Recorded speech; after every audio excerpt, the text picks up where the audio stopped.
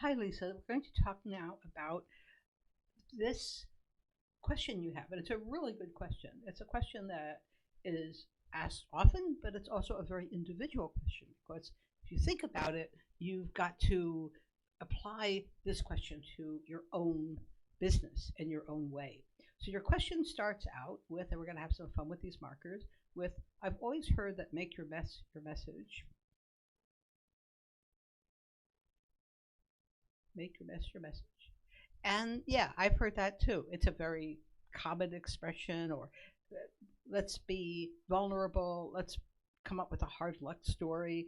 And I totally get what you say. Some people just don't have a mess. And if you do have a mess, the question is it the kind of mess that you necessarily want to share with other people?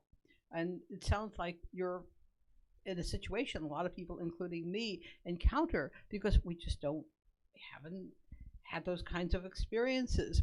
You said you're not a weight loss coach who's lost a ton of weight. Yep, I get that. And you said you're not a finance coach who filed bankruptcy. By the way, if you were, I would discourage you from using that as a promotional story because there is only so much you can tell without losing credibility. And you're a speaking coach who's always loved speaking. And I can absolutely relate to that because I'm the same way. I'm a natural ham. Well, okay, maybe when I was very, very young, I was shy. But hey, right now I've done stand up, I've done all kinds of speaking, and I just love it.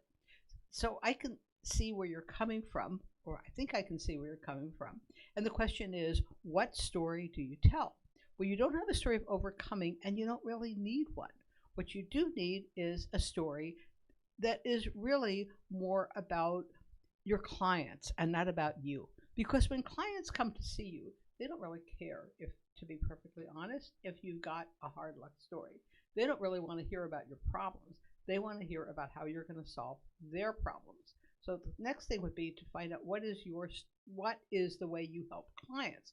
So here's what I would encourage you to do. Think of 3, 4, 5 clients you've helped and go through and look at what was the problem when they came and what was the transformation. For example, suppose someone came to you and said, I am absolutely terrified of getting up in public and speaking. Let's make it a mic. And they said, I just can't imagine myself in front of 3 people, let alone 1,000 people or 100 or 50 or doing a lunch meeting. I don't want to speak. And then you work with them. Maybe you gave them some tips. You showed them some ways to relax. You gave them some suggestions about how to feel comfortable in front of a crowd.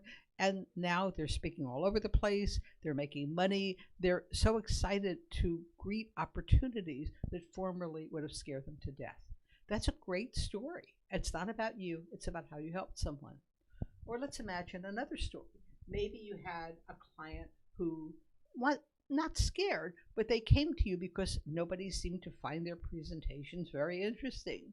Some people are not naturally engaging speakers. So maybe the next type of client you had was the boring speaker, and you had to help them learn how to engage, and you had to do it tactfully. So what I would do is tell a story about a client who said, every time I speak, it seems like I'm putting people to sleep.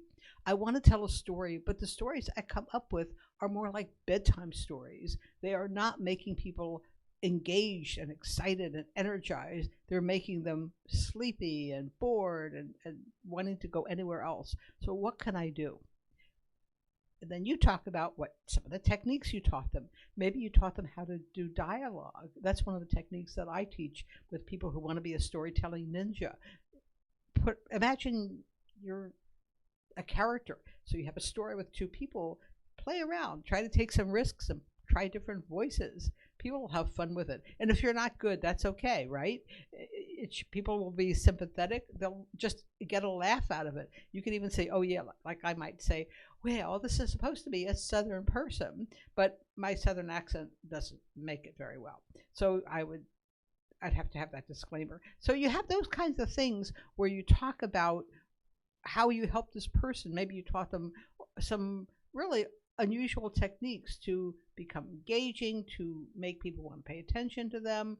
Maybe you showed them how to